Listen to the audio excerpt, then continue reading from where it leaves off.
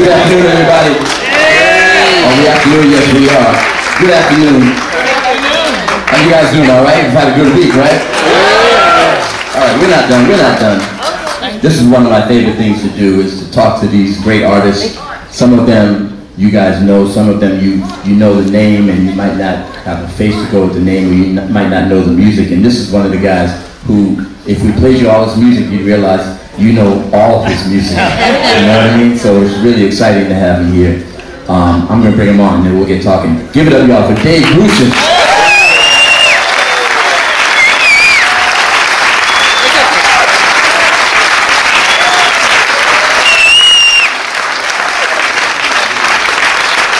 Dave Grusin.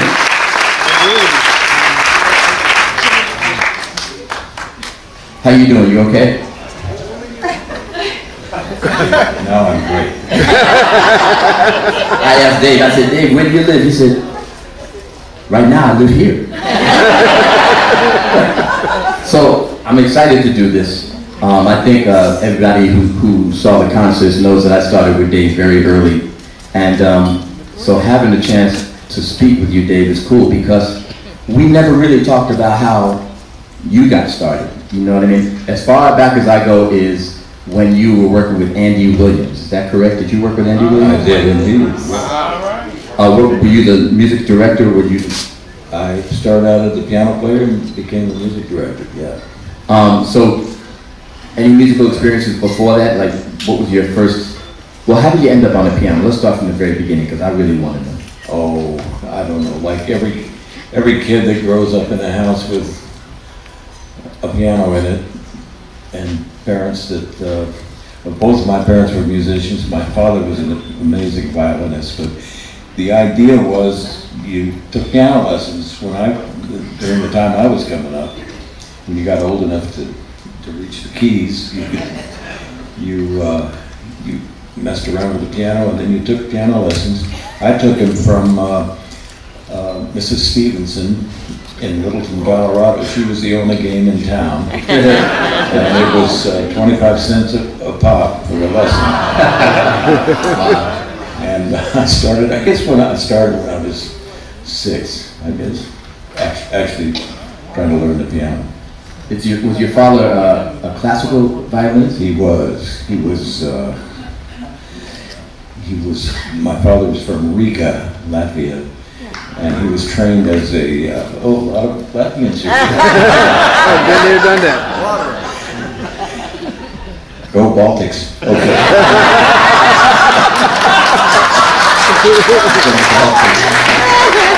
No, but he learned as a kid violin, and he studied a lot through his life. And he also studied watchmaking. And he was a watchmaker when I came along, and but he never stopped playing the fiddle, and particularly walking around the house playing. That's my memory of him, just playing for Chrysler and all these incredible violin things, just in the living room. And so my brother and I grew up with music being kind of part of life, you know, nothing special, just a part of everyday life. So that's my beginnings. And when did music become more than just everyday life? When did you say, hey, this is something I'd like to dedicate myself to? Well, I grew up in Littleton, Colorado, which was kind of a ranch community. And every kid that I know did the same thing. We all thought we were going to be rodeo cowboys when we grew up. And we all started to explore that one way or another. I worked on a ranch for 3 years during my high school years, my summertime, and I worked for a veterinarian, and I thought I was going to be a veterinarian, and I had planned to go to vet school from the time I could remember until it was time to go to college, and then I got the guilts one day. And I thought about all the exposure and the time, and just being exposed to music that my dad did for us without any expectations. And I thought, oh, I better try music school for men. Where'd you go to? Which music school? University of Colorado. So you majored in music. In which town? In Boulder? Both. In Boulder. Go Buffs. Buffs. You go Glenn Miller also, right? Glenn Miller, he's from... Yeah, absolutely right. Yep. That's my uncle, you know that?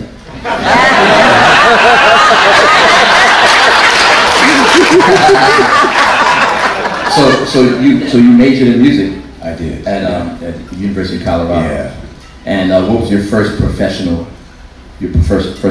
gig? Oh, we played gigs every weekend, you know, in clubs in Denver and Boulder and around. I guess the first serious gig I had after I graduated from college, I played piano in the pit orchestra at the Central City Opera one summer, and I learned all of this literature I would never have seen before if it hadn't been for that. But anyway, that was just a blip in the landscape. It's so funny because you talk about wanting to be a rodeo cowboy, and you know he's got these songs like Mountain Dance, and you got a song called I Wish I Were a Cowboy, right? And I just thought that was your shtick, you know what I mean? I just thought, you know, he's got this cowboy thing, you know what I mean? I didn't realize that you come through it honestly. So when did the Andy Williams gig happen? The Andy Williams gig, after I graduated from college, I spent a year in Aspen, Colorado, playing gigs in clubs up there, and I got my draft notice, and I ran down to Denver to go show up and do what I was supposed to do, and I got so appalled by the inefficiency of that procedure. When they gave us a lunch break, I ran down to the Navy, and I joined the Navy.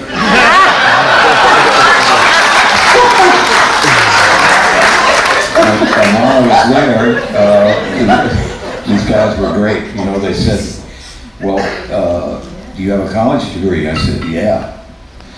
And I'm thinking, oh, they're really going to want a music major. I said, well, you can be an officer because you already have a degree, so you need to go to Pensacola and go to the officer training school. Did you ever think about flying?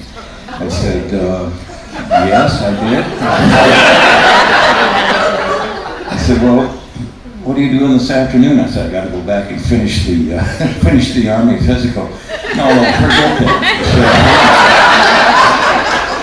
So they took me out to Lowry Air Base and put me in an airplane, took me for a ride, and I thought, okay, this is cool. So I signed up for officers training school and flight training all in the same day. I thought it was going to turn out to be a totally different day, but anyway, that had happened for 2 years. I was on one tour of duty in the Navy, and then when I got back, I didn't have any serious plan. I thought I wanted to go to graduate school, and in the process of trying to get all the credentials together, I went back to Aspen and played some more gigs in clubs up there, and then I went to New York to go to graduate school, and a friend of mine was singing in a group called the Ray Charles Singers. It was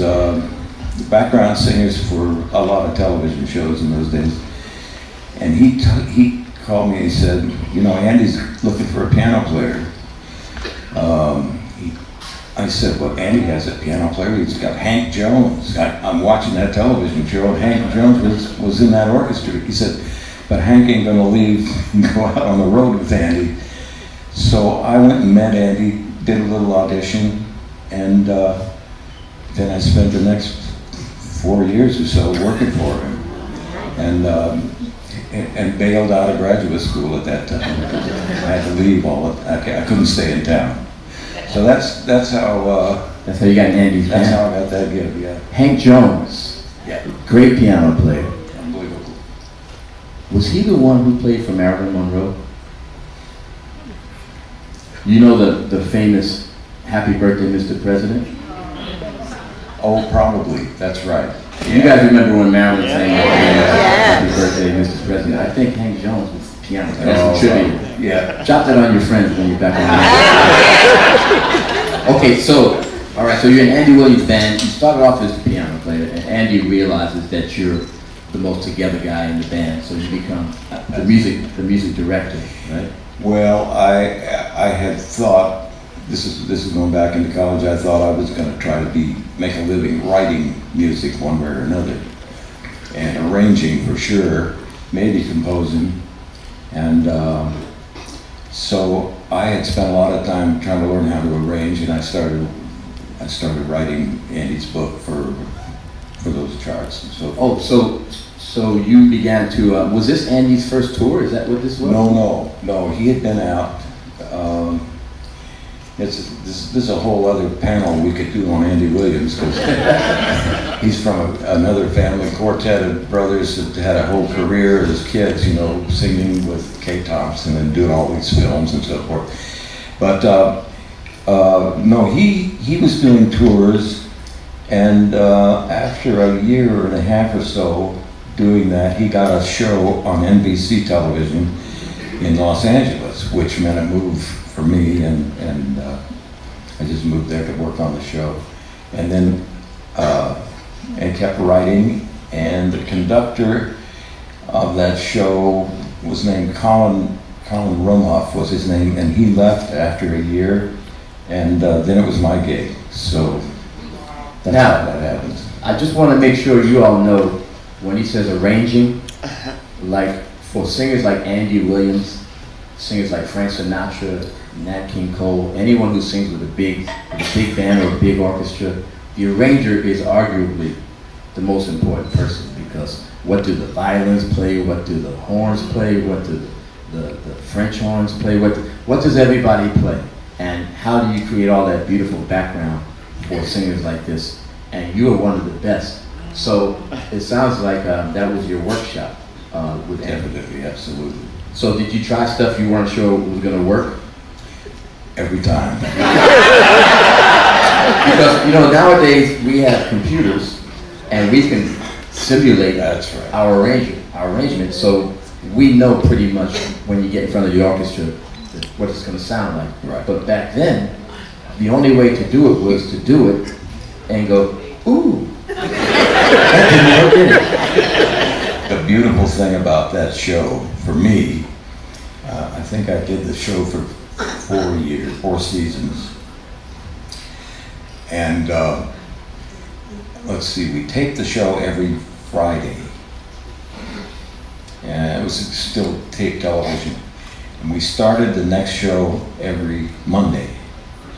So we had Saturday and Sunday to kind of get your breath a little bit. And then starting Monday, there were a whole new list of songs that we needed to get up and running by the end of the week. And that meant arranging every week whatever the new material was in about 3 days, because they needed a day for the copyists to copy the scores, and then the band came in to rehearse on Thursday night and then tape the show on Friday. So it was a machine, you know, in a sense, but it was an incredible workshop for me. I mean, incredible way to learn, because if you didn't do it, if you blew it, you knew immediately. As soon as the band played it, you knew it was wrong, and you could fix it on the spot to a certain extent. And the idea that that's what life was for several years, you know, Monday through Friday. So you get a list of the artists on the upcoming Andy Williams show on Monday. Right. Yep. And because once the arranger writes all the music out, you know, Dave's handwriting might be like a doctor's handwriting, you know, where only Dave can understand it. So you hand it to the copyists, and these are professional, like calligraphers, right? Right. And they write it out for each instrument. Sometimes you'll have 20, 30 musicians. So you have to get it a couple of days in advance so they can do that. So you got the list on Monday, couple of nights. And it's a lot of work, isn't it? A lot of work. What's the worst thing that happened in terms of you thinking, oh, this is going to be great, and then when you went like this, you said, oh no, that's horrible. Do you have any memories of stuff that didn't quite work out? Only because I don't have memories of anything anymore.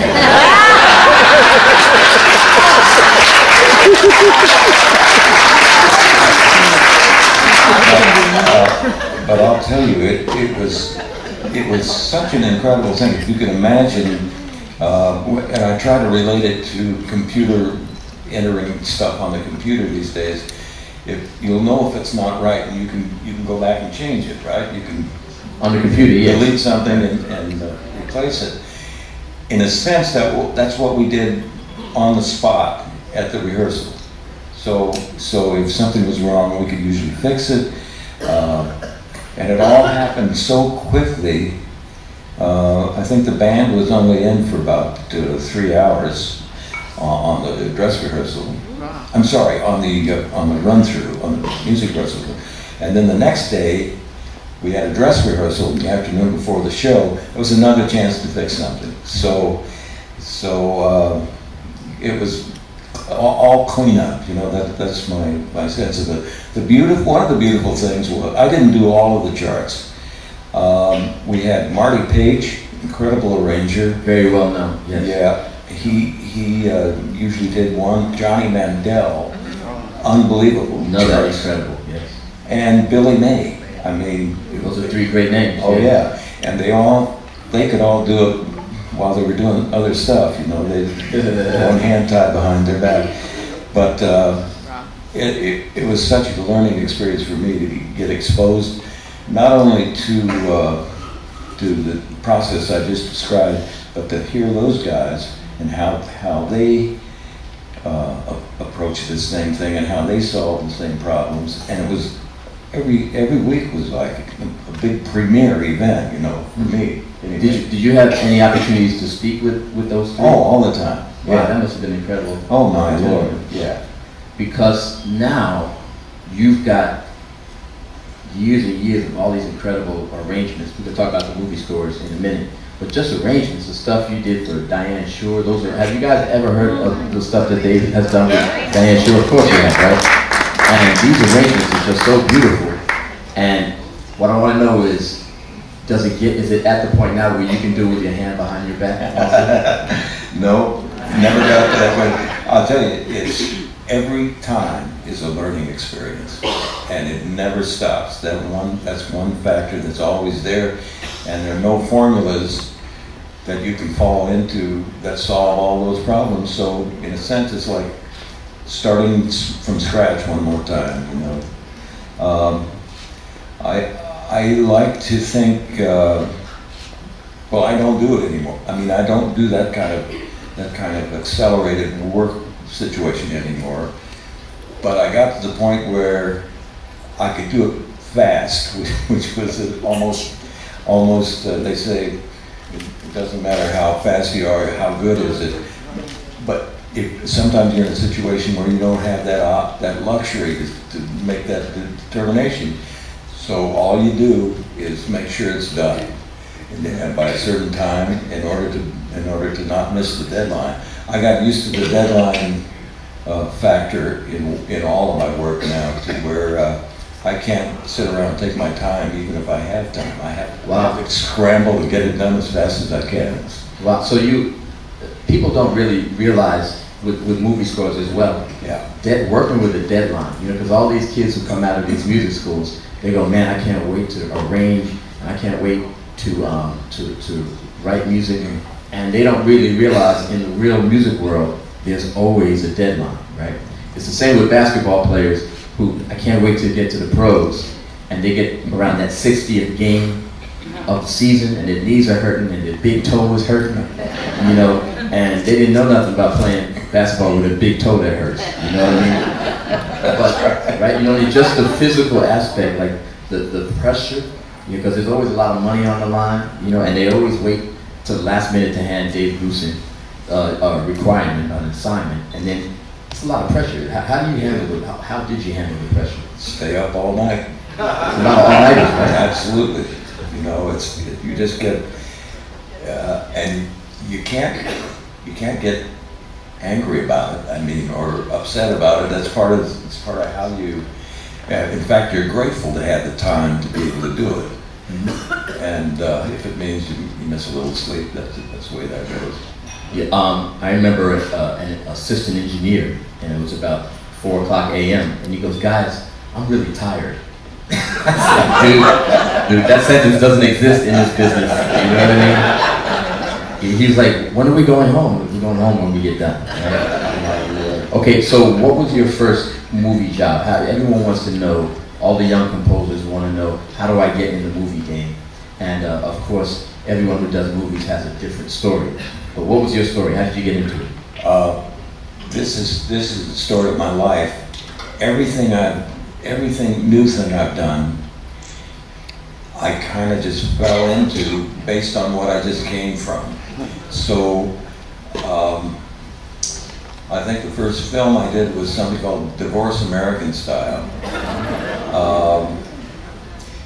And how did I get, the executive producers of that film were Norman Lear and Bud York, and who had been the executive producers of the Andy Williams Show for several years. So I got to meet these guys, and then that started off that way, and then when you say everybody does it a different way, that's absolutely right.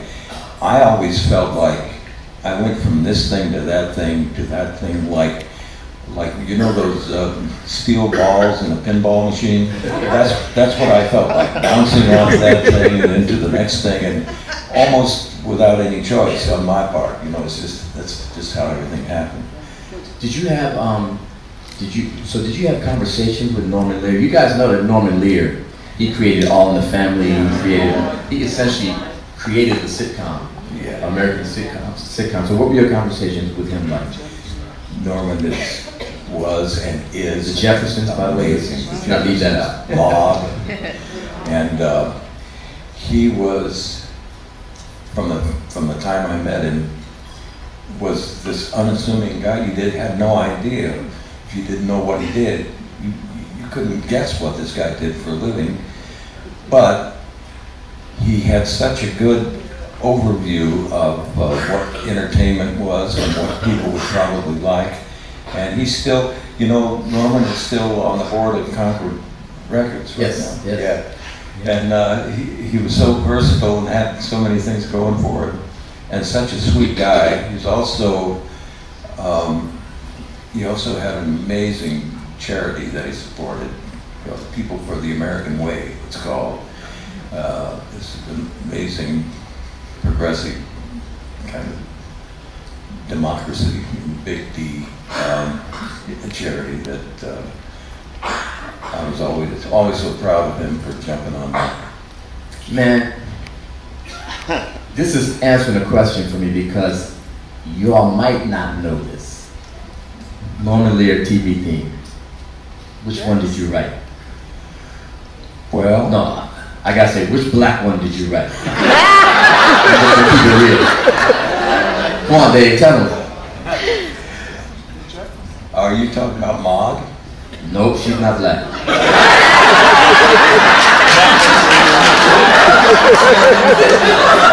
Maud. But you did write that one too. I did. And as a matter of fact, now here's a memory thing for you. Which one did Donny Hathaway sing? He sang Maud. Okay. Yeah, Donny Hathaway. Did you guys know that Donny Hathaway sang Maud? Did you write Good Times? Good Times. Yeah. Let's get this right, because every black person in America knows every word to Good Times. Okay, I know you didn't write the lyrics, but you wrote the music. Yeah. And how does a mountain cowboy end up writing the theme song for Good Times with JJ? That was after I had met you and worked with you.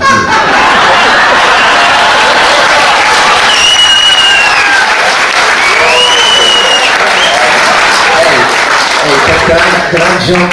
I'm gonna jump into a few years later, and then we'll go back to where we are, Dave. But this guy is incredibly versatile because I think he was telling you guys a story. Dave and his partner Larry Rosen, they had an incredible record label called GRP, right? And one of the early artists that they signed was my homeboy Tom Brown from Jamaica, Queens. Tom plays the trumpet.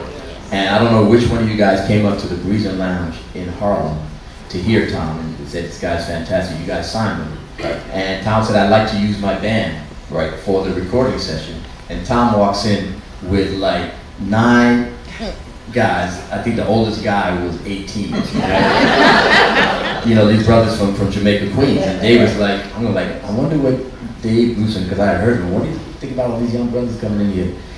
We cut Jamaica Funk, right? You remember Jamaica Funk? Jamaica Funk. Yeah. You know who's playing piano on that? The Cowboys.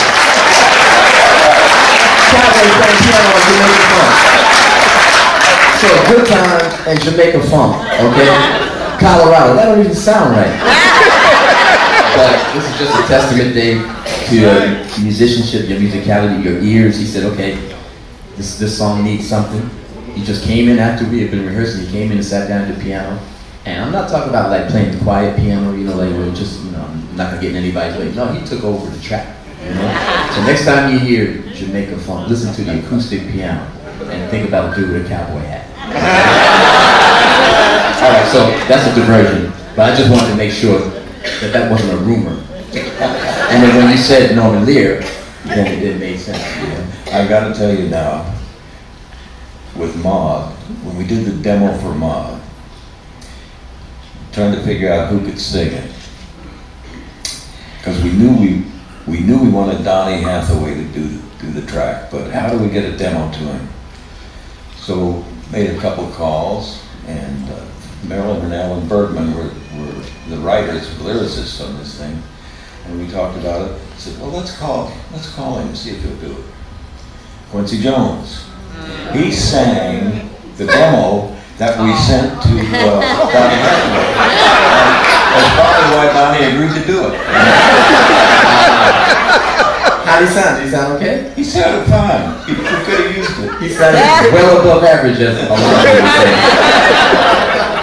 So, okay, so that's the TV thing, right? And then the movie thing got started when? Well, that another pinball bounce. 1966 was the first one, and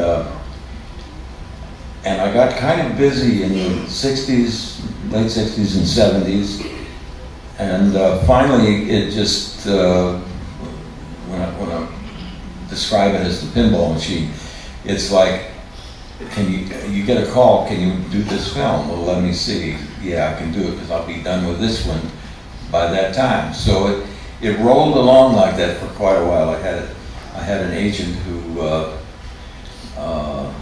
understood me well enough to know that I wasn't going to double up. But if I were, it just became a lifestyle, you know, to have a gig like that, to have the next production sitting there waiting. So you made sure your agent knew that you were not going to be in that situation where you have 2 films going on at the same time. Yeah, if I could possibly avoid it. I mean, it happened once in a while. Something ran over late, you know, and crosses over in the same time frame. But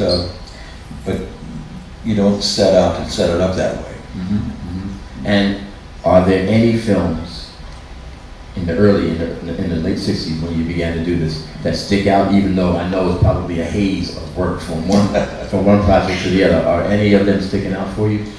Yeah, I think the one that, I can't remember which one this was, because I think it's something like 130, you know, if I count them all.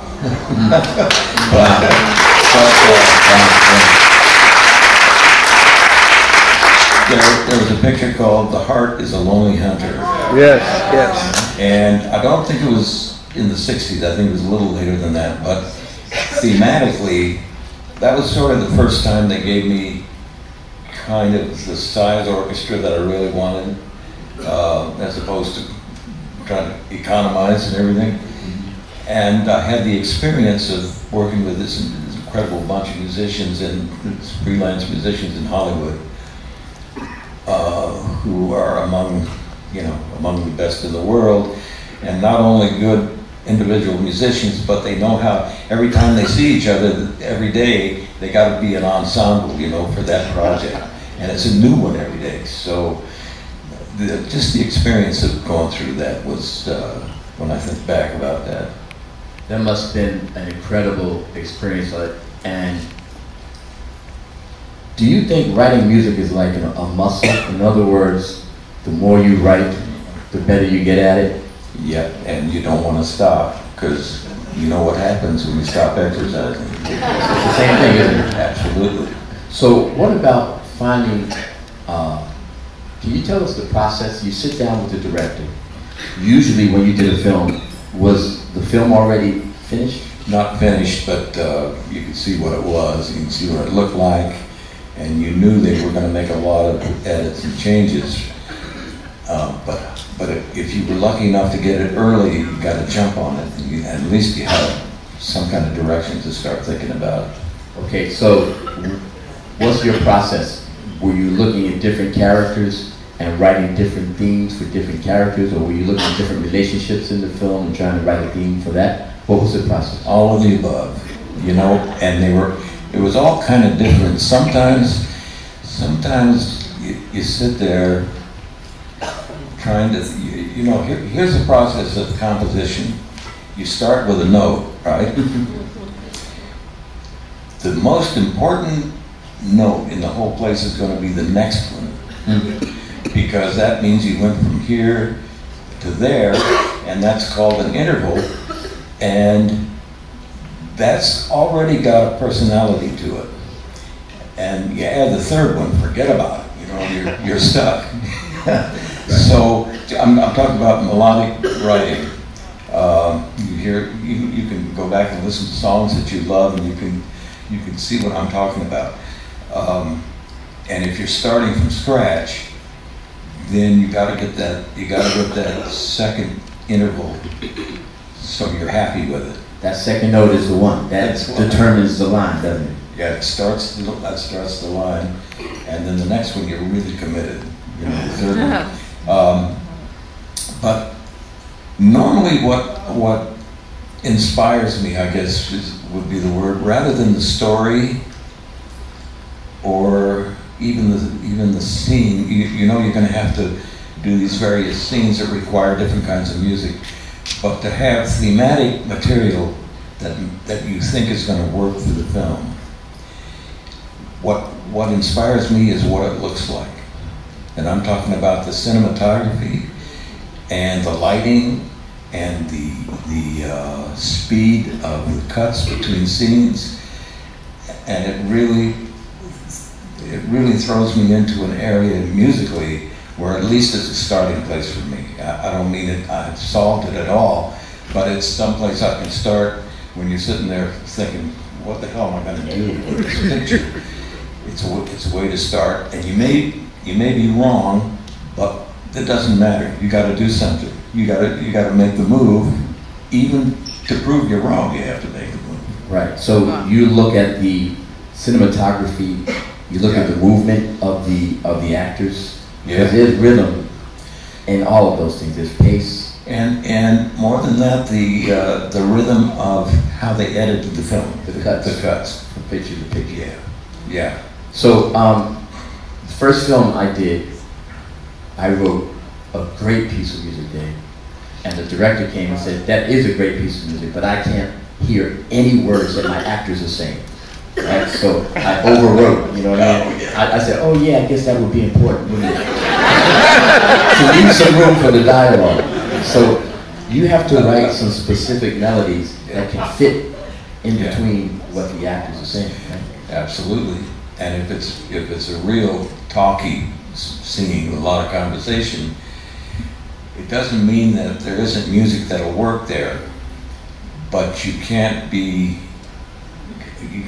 getting off on your your melodic desires that everything you ever wanted to write. That's not the place to do it. You just set a mood, or at least that's my thing. Everybody does it a different way, to set a mood for, I mean, I could break it down to real basic things like, you all know what a major chord is and a minor chord and the difference. And traditionally, we're trained, we're kind of brought up to think that, oh, the minor is sad and major is happy. You know? There you go. That's the most, tell you, yeah. That's the most basic thing. So I don't mean it's that simple, but it's as a place to start. It can help you, can help guide you into a place that you want to be melodically. And the other thing that makes it work for me, always made it work for me, and if I didn't find it, it didn't work at all. I have to like what I'm doing. I have to like what it sounds like. Because if I don't, nothing's going to work later on in the film. And you want to, I always wanted to extract elements from, let's say, a main theme, whether it was a main title or not, but the theme of the film. I wanted to extract elements of that to actually score different scenes within the film. So you'd have a main theme that for you is the movie theme. Right. And then you modify or extract things from that main theme, right, for different other scenes in the movie. Exactly. So if you don't come up with that main theme, something you like, you're going to be miserable the whole time. Yeah. Okay, so would you say that as a film composer, the music is your vision, or would you say that the music is the director's vision and you're just supporting that? Which way, or is it some combination of both? Hopefully it's a combination of both, but I don't think I'm going to get his sanction unless I like it. Right, so you start with something like you it like first. Yeah. Mm-hmm. Yeah. So what's the biggest difference, because you began to make your own records, Dave Grusin, after your movie career, not even, but it started after your movie career was already going. Yeah. What was the biggest difference making records for yourself, Dave Grusin? Didn't have to worry about a director.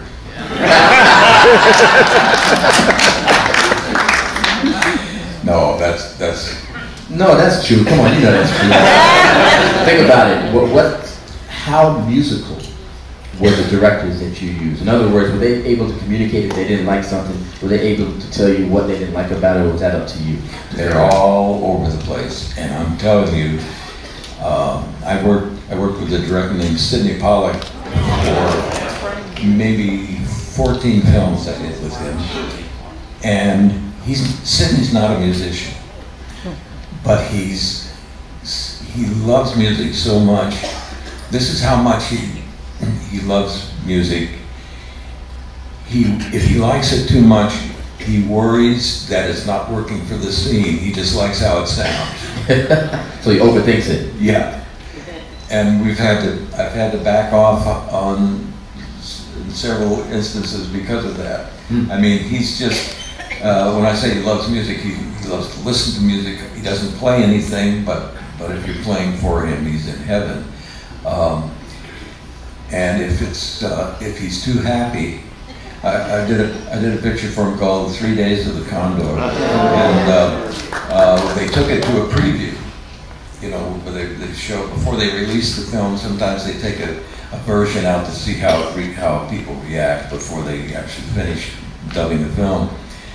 And he called me. I couldn't go to that one. He called me and he said, "Well, we did the preview. Went to Santa Barbara and did the preview." I said, "How'd it go?" He said,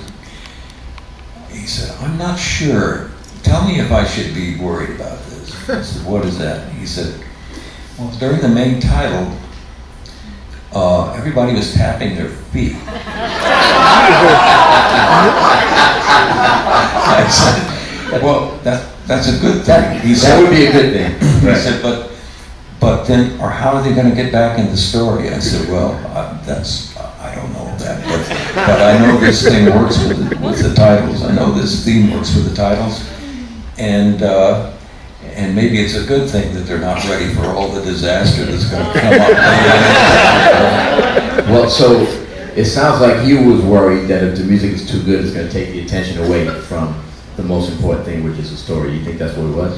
Not necessarily exactly that way, but but going to mislead people into thinking, oh, this is a film that's going to. This film has some darkness. I know the music because you released the score as an album, so I know the album, but I never saw the movie. Okay, so can we talk about Larry Rosen? Okay. Oh, we have to. Larry Rosen. It was GRP, so it was Grusin Rosen Productions, and they were a team. They were a fantastic team. As a matter of fact, I was telling somebody here how well you two work together. It seems like the things that you were focused on and the things that Larry was focused on really complemented each other. And you guys really, really changed the music business with your label. I'll talk about how later. But how did you end up meeting Larry? Larry was quite a few years younger than I am. I heard about him. Somebody called me and said, "You got to hear this band. It's a bunch of kids, mostly from the city, and they're in a big band called the Newport Youth Band." And it was a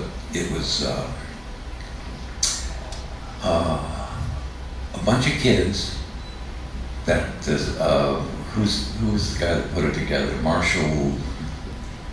Marshall Royal. I can't think of his name, but anyway, there was a guy in New York, a jazz guy, that got all these kids from all high schools all over the city and put this jazz band together, and they played every year at the Newport Jazz Festival. And of course, as time went on, these kids would graduate and there'd be people replacing them and so forth. But Larry was the drummer. At this particular time, somebody told me I ought to hear the band, so I listened to the band. And then I was still working with Andy Williams in those days, touring a little bit. And I had talked him into taking a drummer on the road instead of just a piano player using pickup bands. And I said, if we had a drummer that knew the book, it'd be so much easier with these rehearsals, for the rest of the band. Mm-hmm. So I asked Larry, I called Larry and asked him if he'd be interested. And of course, he's a bebop drummer, why does he want to go out and play drums with the Andy Williams show, But he did. He wanted the gig, and that's how we first met and started actually playing together. And the first real jazz album I did was a bebop album, and with Thad Jones and Frank Foster and Milt Hinton, and Larry Rosen was the drummer. So you had Larry in there with the real cast? Yeah. And how do you do? He did great. He's just always, that was his medium, the big band thing was his medium. Mm-hmm. And so you guys became good friends, I'm sure. Oh yeah. And then when did you guys decide, hey, you know what, we need to put together a record label? Yeah. He had Larry, in addition to the Andy Williams gig, which was not full-time by any means, he was doing a lot of gigs on Saturday nights, bar mitzvahs and weddings and so forth, locally in New York and northern New Jersey and so forth. He called me one day and he said, there's a guy playing bass in this little band, and he's a great singer, and we ought to record him. I said, really? Okay. His name was John Lucien. Oh. And John lived right up the road here, not too far. He's from St. Croix, I think, was his home. Anyway, he was living in New York and doing these gigs and writing music, incredible songs. So we just self-financed a little album that we did with John. We started playing, put the tracks down in Larry's basement in New Jersey. He had a keyboard of some kind. We started that way, and then we came out to Los Angeles to actually sweeten the record with some strings and so forth. And that's how we started. It was just a whim that this guy sings so good we got to record him, or he needs to be recorded, whether it's us or whoever. Mm-hmm. And then Larry put on his other hat which was this unbelievable deal maker. I mean, forget Donald Trump. Larry could make deals. And he would do things. Oh, he took this thing, I think, to RCA, met somebody over there, and RCA said, "Oh yeah, we like that. We'll release it." And we were the producers, but it wasn't our label. We didn't own anything. We just got the gig got the record deal for John. And then time went on. We started recording other people. This is before we had the label. I'm thinking of Earl Klugh was one of the guitar player, and he was ridiculous, you know. He was an incredible player. Can you just tell us about how you heard Earl Klugh? Yeah, the club you're talking about. Mm-hmm. Who was the owner of that club? George Benson? No, but who was the Jimmy manager? Boyd. Jimmy Boyd. Yes, he managed the club. That's right. Jimmy Boyd told us about Earl because Earl had played a little rhythm guitar for Benson. Yes, I that's think, right. as a That's kid, right. 14-year-old kid in Detroit or something. So we heard Earl and we heard demo and so forth, and that's how we got into him. Anyway, after we made the record, I guess it was an LP in those days. Larry was on a plane going home to New Jersey from Los Angeles. Clive Davis was sitting up in the first class area somewhere. And Larry, being Larry, went up there and he said, "Hey Clive, Larry Rosen, I have an idea, I have a great idea. You know, I've been working with Dave Grusin and Larry, I don't think Clive had a clue who any of us were." And Larry said, "I have this idea for a production company involving certain kind of music with these young, amazing jazz players." And he intrigued Clive enough that he sat down next to him, and by the time they got to New York, Larry had a deal with Clive. Production deal, not a label, but, and... So by production deal, you guys would do the music. Yeah. Would you pay for the music yourself? No. So you would do the music and then you funnel it through Clive. Was he Arista Records? Arista Records, yeah. So you would do the records. Yeah. You put it out through Clive's label. That's right. If he liked it. If he liked it. Yeah. But wait a minute. So let's talk about Larry and his personality, because somebody's just asking me. You know, they say, "Hey, our son is a guitar player and he's really into his music, but he's not into like the whole meeting people and all that stuff." And I said, "Well, Dave Grusin had a partner who that was his thing. You know what I mean? And it sounds like I wasn't lying, right? Larry Rosen, he was a go-getter, wasn't he? Oh man, yeah. And it left you free to do what you do, which is arrange, produce, and music. Yeah. But he was also, when we were recording with you, Dave, he was also the engineer. Absolutely. Sound engineer. He taught himself to be an engineer in the same house in New Jersey. Yeah. Happened to buy a house that somebody had a 4-track recording studio in, and he learned how to use it, and never stopped learning. You know, it's just amazing. Earl Klugh, first John Lucien, Earl Klugh. I remember Angela Bofield. Angie Bofield, you guys remember her? Yep. Dave Valentine. Yes, indeed. Tom Brown. Yeah.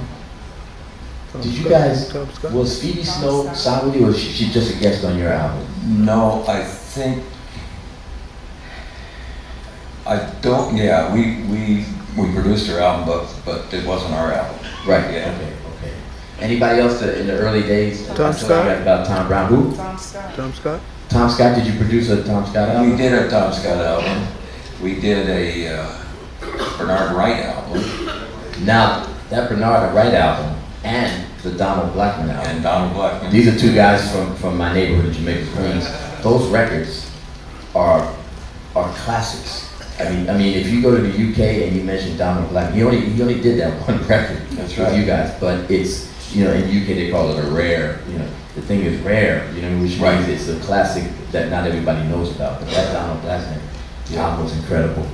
And so GRP at this point is really established. Everybody knows that the quality is going to be really consistent, no matter who the artists are. And then you guys took it another level with the CD thing, right? CDs weren't that, they were very new, and people weren't sure whether this medium, these CDs, were going to last. Yeah.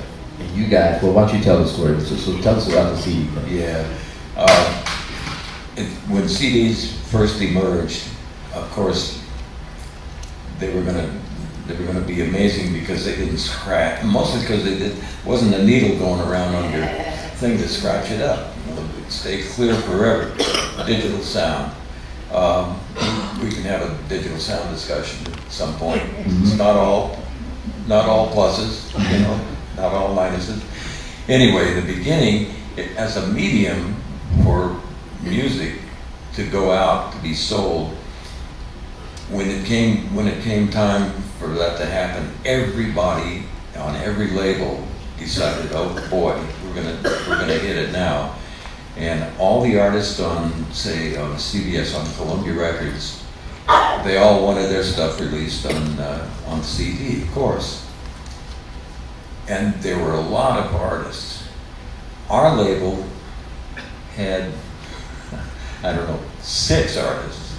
And so we were able to jump on that medium easier than the big guys, because we didn't have that many to worry about. We didn't have that line up there waiting for just capacity in the factories to be manufactured.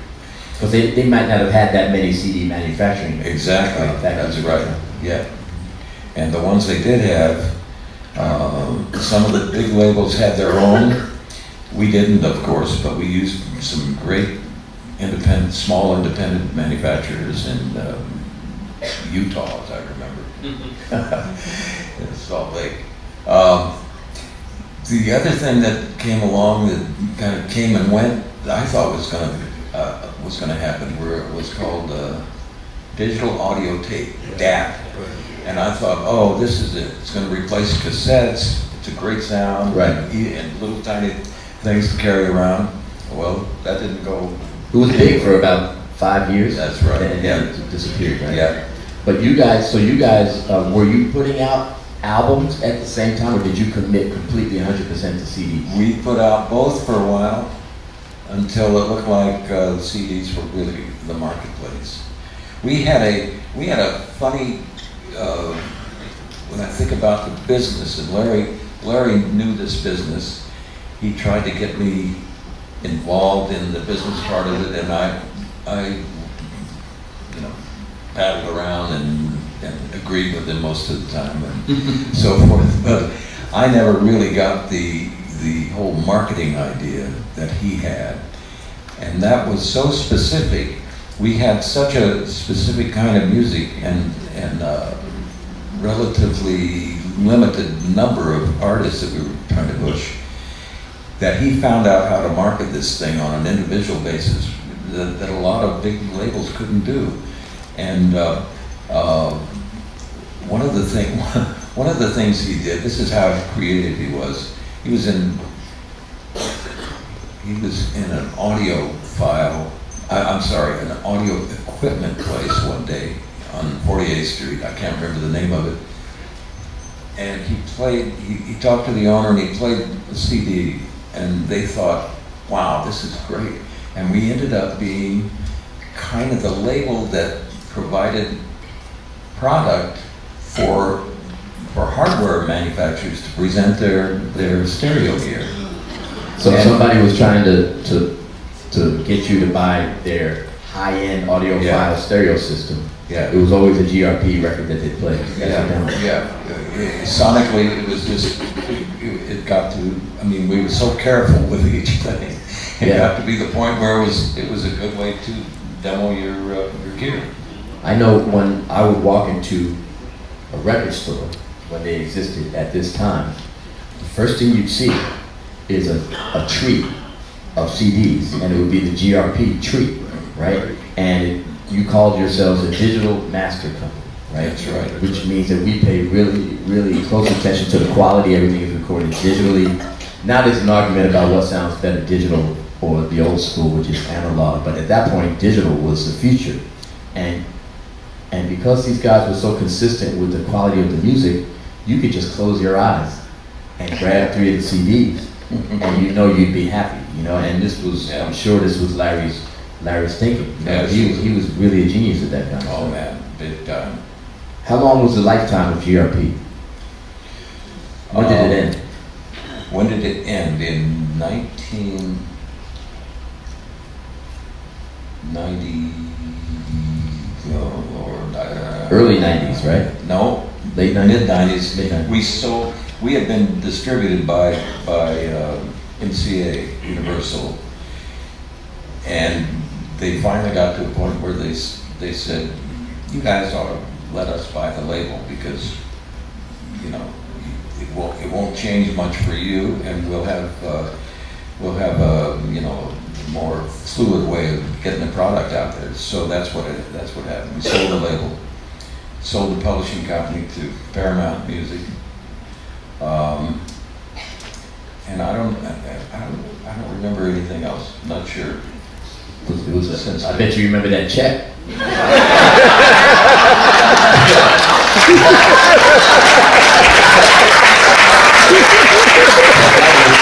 reason I say that is because that was what we all said, man, that's a success story. You know, these guys started off as musicians, right? But they didn't just stay as musicians. They said, you know what, let's get into the business part of it. They recognized if they worked together, they'd have a more of a strong team because of your different talents. And then you guys took it all the way to the end and then sold it. So this was like you guys were like our North Star. It's like, you know what, get into the business part of it too and figure out how to really take advantage of all your opportunities. So we're really proud of you guys. Yeah. And I saw Larry Rosen in the fitness center at a hotel. Yeah. In like the Chateau Marmont or something like that. And I said, how you doing today? Because the news had just come out the day before. He said, I'm doing great. I'm doing great. He's no longer with us, unfortunately. And God rest his soul, but he was an incredible human being, as are you. And I learned so much from just watching you, you know what I mean? We went to Japan. Dave brought us, all the guys I was telling you about, the young cats from Jamaica, he brought us to Japan for the first time in 1979. And it was called the GRP All-Stars. And Dave's special guest was Sadao Watanabe. He was saxophonist, Japanese saxophonist. He was the first saxophonist to go to Berklee College of Music ever. And at that point, Dave, he was a national treasure in Japan, right? So our first tour lasted a month. And because he's Sadao, he's a local hero, he didn't play just the main, you know, the main 4 cities that we all play in Japan. Right. We went to all everywhere. sorts. Do you remember that? Oh yeah. And we're talking like Tokyo is Japan, but it's like international Japan. But when you get to a town called like Niigata or something like that, where the beds are like really small and the ceilings are low, and sometimes you know if you had to use the restroom, there were no toilets. It was just a porcelain hole in the restroom. You remember that? So it was an incredible experience for all of us. You know what I mean? Because we were just like 19 years old. It was incredible. What are you doing now? What's Dave Grusin up to now?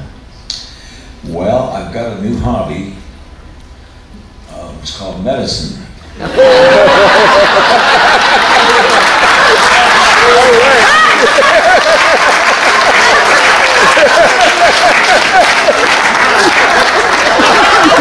I'm not practicing medicine. I'm just indulging in.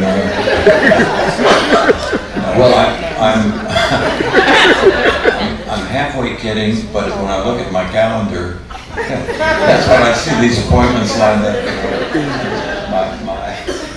Well, you know, Lee Rittenhouse was telling us that, you know, when you guys are traveling in the airport, you know how you take the escalator up? He said David's taking the stairs and passing them. So,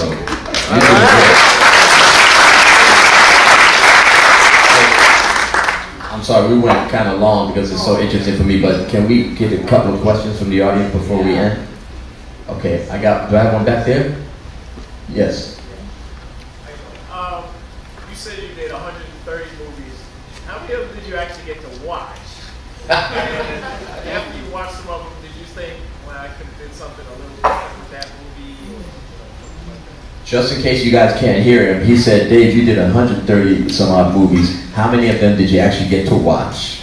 And the other question is, if you did watch them, what was your reaction? Did you sometimes go, oh man, I could have done a better job like that, or that was, I wish I could have changed that? I'd say maybe about half of them I felt that way about. And I don't mean to be cavalier about it. It's just that when you're concentrating on what you're doing and you think you got it, and then you go as far as you can, and when you let it go, it's your baby and you're happy about it, but you're on to the next thing. And you go back and look at it, sometimes years later, you have all kinds of second thoughts about it. Well, you know, distance gives you a different perspective, and you don't really have the benefit of distance with those deadlines. Absolutely right. Yeah. Is there a question over here? Yeah, first I want to thank you for serving in the military. The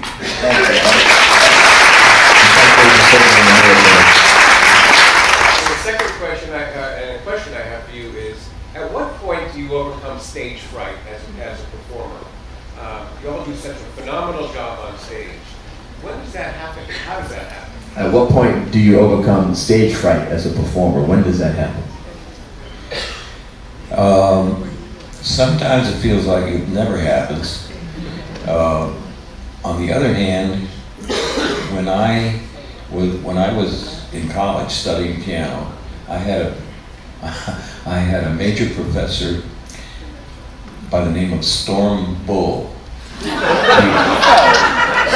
was Norwegian. He was a great nephew of Edvard Grieg and a great grandson of Ole Bull, who was a famous violinist in those days. And Storm had a little seminar for his particular students. We'd go once a week, and he'd talk to us not only about music, but about the whole idea of being piano players and what it meant, and how to approach an audience, and mostly with the thing you're talking about, stage fright. Mostly, if you're concentrating on what you're supposed to be doing, I mean, which is about the only way it works when you're playing in front of people, then stage fright, you don't have time to really deal with that. And if you are aware of it, it's a problem, because that means you're not deep into the music. But Storm used to have an exercise he would do. I'll show you what he did. He would make each of us go over to the side of the stage and come over to the piano, and you get there and you bow. And as you're bowing, you're saying, "Screw you."